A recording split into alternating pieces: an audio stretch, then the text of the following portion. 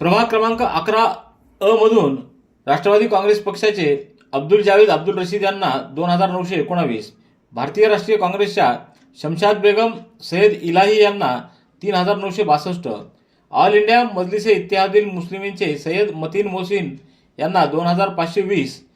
यशवंत सेनेचे गुलशान बेगम ॲडव्होकेट सय्यद उबेद यांना 676 व नोटाला 110 असं मतदान झालं. या गटातून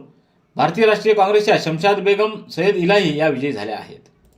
प्रभाग क्रमांक 11 ब मधून राष्ट्रवादी काँग्रेस पक्षाच्या खमिसा नजमा बानो जान मोहम्मद यांना 2513, भारतीय राष्ट्रीय काँग्रेसच्या जकीरा बेगम मोहम्मद नईमुद्दीन यांना 4171,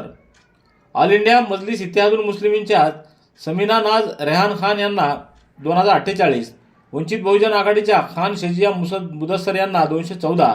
यशवंत सेनेच्या बुराखवी शेख गुलाब यांना 814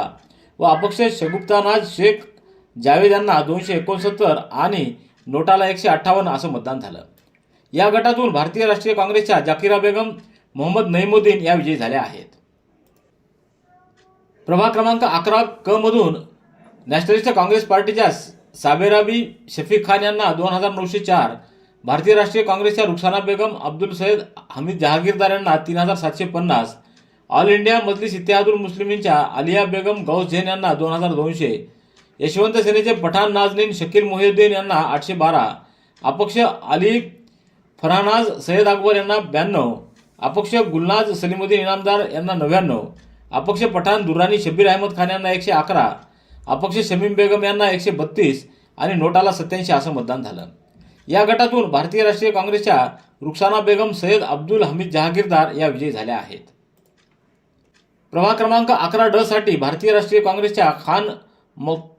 मुसद्दिक खान नुरुल्ला खान यांना 5057,